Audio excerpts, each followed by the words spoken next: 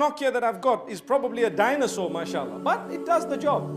What do you want from a phone? You don't need the latest all the time. Well, did you see the apps? Well, believe me, the apps, as we are speaking, there are thousands of apps that are being created per minute. Are you going to keep up with that? So this is a waste of time. You're running behind something that does not come with you into your grave. That's the difference between a Muslim and he who is not. We need to have the iPhone that will take us to Jannah. We need to worry about the latest that will take us to Jannah. You have a Quran that is out that reads for you, mashallah, there you are. You know, you have something else that is out, that is the latest, that will help you increase and improve yourself. You need to have time for yourself that will make you a better person. Your wife can say, that guy is the best husband on earth. Then you are speaking business. You don't even need a cell phone, believe me, to achieve that status. And can I add one thing? If you don't have a cell phone, you probably will be one of the best husbands. Because a lot of men are married to their phones. Polygamous relations. Allahu Akbar. Allah protect us. So it's important for us to know this, that there are a lot of things glamour. Let me give you another example. Some people are behind sunglasses, some people are behind clothing, some people are behind brand names. It doesn't stop. They think, they think of making things to keep the money rolling in. And we like fools keep running behind. I pictured it once in my mind. I'd seen a load of rats running behind a piece of cheese. And as they got the cheese, there was one smelling stronger in front. So they threw this one and they carried on. And they threw the other one. But eat from this cheese and be full at least. I hope you understand what I'm saying. You've got your cheese, the first cheese you've got. And what happens? It goes to motor vehicles, it goes to cell phones. And after that, it goes to your spouse. Why? You've got a wife. Oh, she's 1990 model. I need, a later model. Why? You developed your habit of wanting the latest. So when you see your wife, she no longer appeals to you. When you see your husband, he no longer appeals. Why? Just like your phone. It no longer appeals. I seen a dude down the road with a bed of jeans, halfway down his butt, mashallah. May Allah protect us.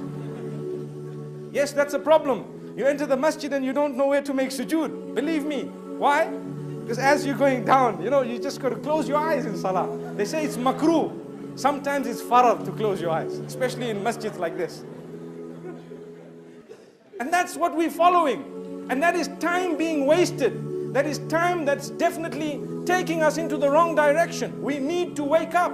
And we need to know it's about time we dressed properly and left a mark. We don't need to just follow everybody that's doing everything that is being advertised on the television and the internet and so on. No, you need to have a purpose. When you do not have a goal and a purpose and an objective, it is made for you and changed for you by the media.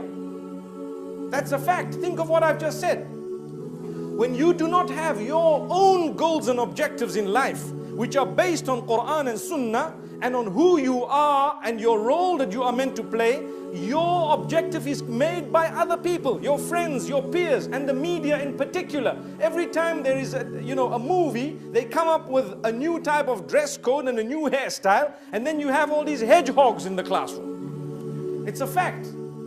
There's only one thing they haven't managed to do. A hedgehog, or should I say a porcupine, can shoot some of those little arrows. Men still haven't developed that, but very soon it might come. You nod your head and one hair flies. Believe me, they will come up with that, and then everyone will want that.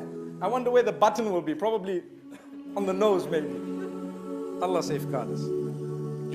Then we have another very important point, the hatred that we have in our hearts for one another.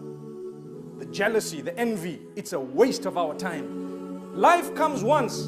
We don't have room to hate each other. Some people don't talk to their brothers and cousins and uncles for years on end. They cannot solve a problem. Sometimes we need to say, I'm sorry, even though you know you're not wrong. And I've come across people who tell me, I make sabr, sabr, sabr, sabr, sabr, sabr. How long should I make sabr for? Well, until you die, brother or sister. Jazakallah khair. What do you mean until I die? Sometimes it's worth your while to make sabr until you die. Inna Allaha ma'as sabirin. Allah is with those, Allah's assistance, and Allah subhanahu wa ta'ala himself is with those who bear patience. Be patient. Life is, not everlasting. It will stop. But they are oppressing me. Well, sometimes, yes, you are allowed to stand up for justice. I'm not saying no. You are allowed. You should stand up for justice and so on. But Sometimes you have to bear patience. Patience is better for you than to stand up for justice. Just bear patience. Forgive. Learn to overlook. Weigh the pros and cons and make a decision that's better for you. I want to give you one true example. I was once driving in Sandton, which is quite, a posh area in Johannesburg. And a lady drove into the back of my vehicle. I had a Toyota Corolla that time. And what happened is, it was damaged quite badly. And I had my family in the vehicle.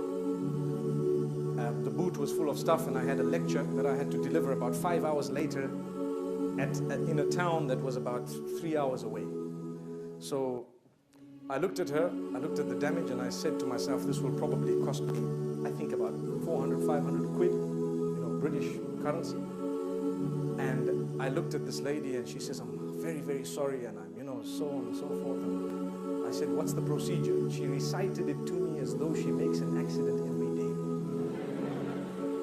She says, well, I've got to do this, I've got to call the cops, you've got to wait, they'll take about so long to come, and they'll do this and that. And I said, wow, this woman is expert, she knows, experienced.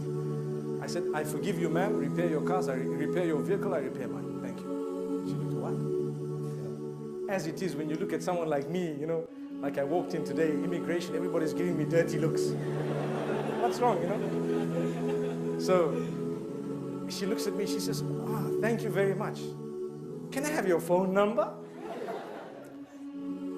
For the right reasons. She said, look, because I work and my bosses will want to know how the car was damaged. Anyway, I ended up giving her the number and so on. And the same evening, I called the brothers in the city I was going to, and I said, look, I've got a problem. My vehicle is moving, but it's damaged. I will need to repair it.